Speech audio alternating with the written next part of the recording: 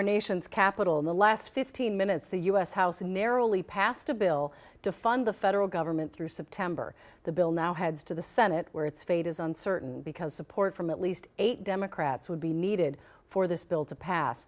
Lawmakers are up against a Friday night deadline to avoid a government shutdown. Lester Holt will have more on this vote coming up tonight at 5:30 on NBC Nightly News. Let's take a look now at the closing numbers from Wall Street after a manic day fueled by global tensions and tariff uncertainty. The Dow ended the day down more than 450 points. The S&P posted back-to-back losses. All 3 indexes notched their worst 2-day drop since August. And amid all this economic uncertainty, President Trump met with the nation's most influential business leaders today. And Congress, as we mentioned, was racing to avoid a shutdown, but that bill did pass the House. Here's Vaughn Hilliard with more from Washington.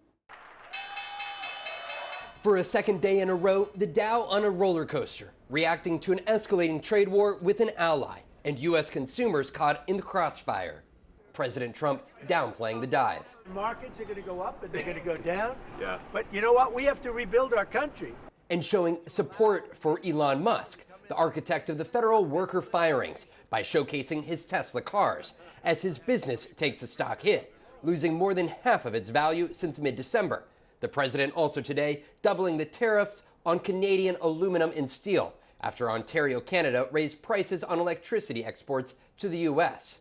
The premier responding to Trump's new tariffs. Fighting like this does not make sense. The president facing another battle, this time in Congress, and with his own party to avert a government shutdown. We'll have the votes. We're going to pass the CR. The House expected to vote on a bill to fund the government through September. Speaker Johnson opting to push it through without Democrats' help. It cuts a whole bunch of programs. It's a partisan, unilateral. It's not really a CR. It's actually a funding bill because it cuts a lot of things. And some GOP members still undecided.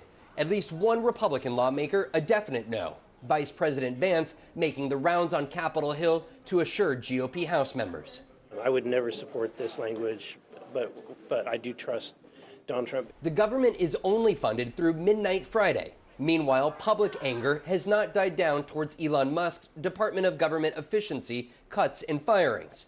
These former federal workers making their voices heard on Capitol Hill, calling for Democrats to act. And I hope that they use this as an opportunity to take those actions that I feel like haven't been taken to this point. In Washington, Vaughn Hilliard, NBC News.